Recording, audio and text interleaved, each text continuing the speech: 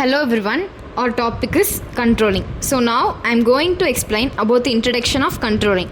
Every organization's objective is to use scarce resources in a best possible way. Plans are framed to achieve better results. Control is the process of checking whether the plans are being followed or not and also taking corrective measures if there is any deviation. Control is one of the main managerial functions. These functions start with planning and end at controlling.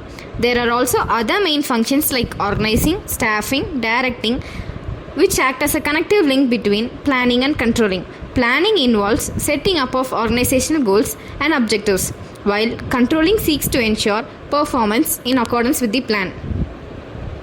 Definition. According to Coons and O'Donnell, controlling is defined as the measurement and correction of performance of activities of the subordinates in order to make sure that enterprise objectives and plans devised to attain them are being accomplished. Characteristics of control. First one is managerial function. Control is one of the managerial functions. It's not only the function of chief executive but is the duty of every manager. A manager is responsible for whatever work is assigned to him. He will control the performance of his subordinates for ensuring the accomplishment of goals. Control is mainly the function of line organization, but manager may ask for data from staff personnel. The second one is forward looking. Control is forward looking. Past is already gone, thus cannot be controlled. Measures can be devised to control future activities only. Past provides a base for determining controls for future. The manager will study the past performance in order to find out the reasons for low results. A corrective action will be taken to ensure that work in future is not adversely affected.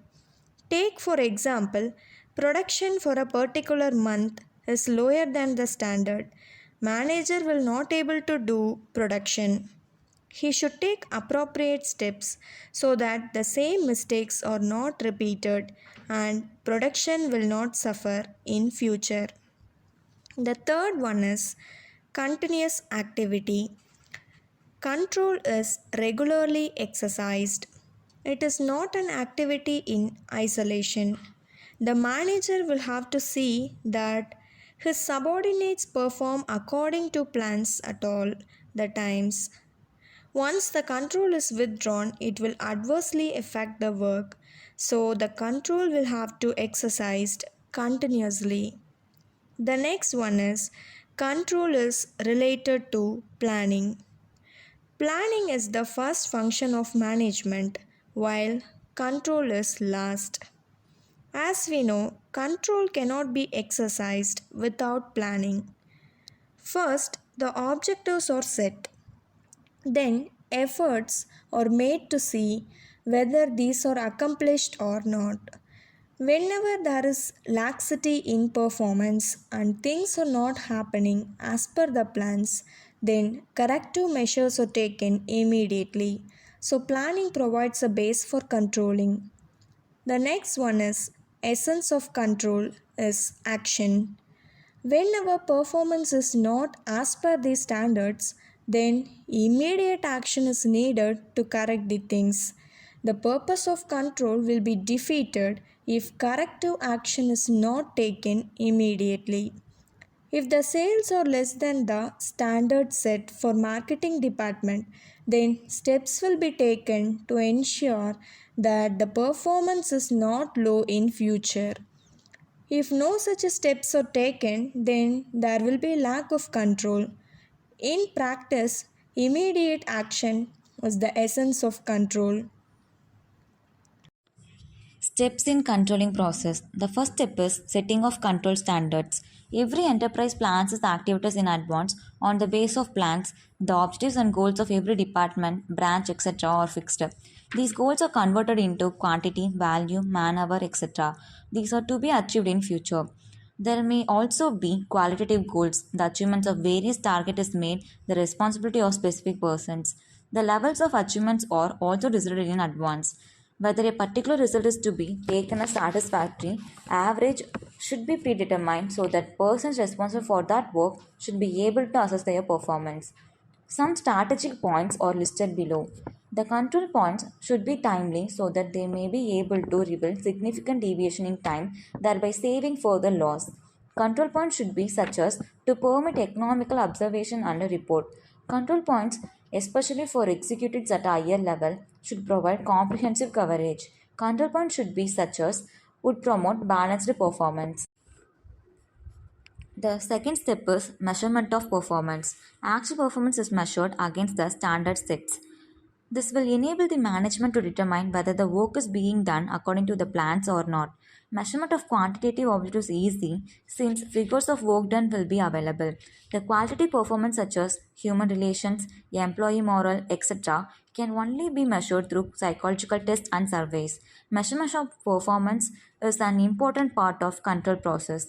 If measurement is such that deviation is detected at earliest, then it will enable appropriate action timely. If that is not possible, then deviation should be detected as early as possible. The third step is comparing actual and standard performance. The purpose of this comparison is to find out whether there is any deviation and to determine the reason for such deviation. While comparing actual performance with the standard, some permissible limits are also fixed.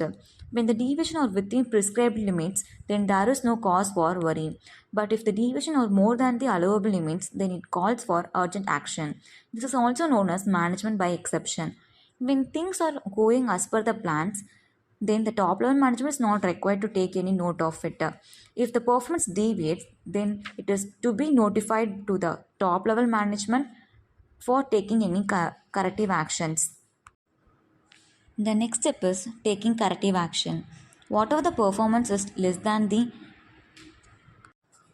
standards, effort should be made to rectify it. Whatever the reason for low performance, efforts are made to achieve organizational goals. No control process can automatically rectify the mistakes in a system. It is the action which is required to set the things right. Sometimes the target are not achievable even with more efforts, then these will have to be revised. The control action may involve review of plans and goals, change in the methods of work, change in the assignment of tasks, change in existing technique of direction, change in organizational structure. Importance of control. Basis for future action. Control provides basis for future action. It helps in taking corrective actions in future if the performance is not up to the mark. It also enables management to avoid repetition of past mistakes. Facilitates decision making. Whenever there is deviation between standard and actual performance, the controls will help in deciding the future course of action. A decision about follow-up actions is also facilitated. Facilitates decentralization. Decentralization of authority is necessary in big enterprises. The management cannot delegate authority without ensuring proper controls. If the work is going on satisfactorily, then top management should not worry. The management by exception enables top management to concentrate on policy formulation. Facilitates coordination. Control helps in coordination of activities through unity of action. Every manager will try to coordinate the activities of his subordinates in order to achieve departmental goals. Similarly, chief executive will coordinate the functioning of various departments. Helps in improving efficiency. The control system helps in improving organization efficiency. Various control devices act as motivators to managers. The performance of every person is regularly monitored and any deficiency is corrected at the earliest. Psychological pressure. Controls put psychological pressure on the persons in the organization. Everybody knows that his performance is regularly evaluated and he will try to improve upon his previous work. The rewards and punishments are also linked with the performance. Limitations. Though control is essential for better performance and maintenance of good standards, there are certain limitations also. Some of the limitations are discussed below. The very first limitation is influence of external factors. There may be an effective control system, but external factors which are not in the ambit of the management may have also adverse effect on the working. These external factors are government policy, technological changes, change in fashion, etc. The influence of these factors cannot be checked by the control system in the organization. The second limitation is expensive. The control system involves huge expenditure on its exercise. The performance of each and every person in the organization will have to be measured and reported to their higher authorities. For this purpose, a number of persons should be employed in the organization. If the performance cannot be measured quantitatively, then it will be observed by the supervisors. The exercise of control requires both time and effort. The third limitation is lack of satisfactory standards.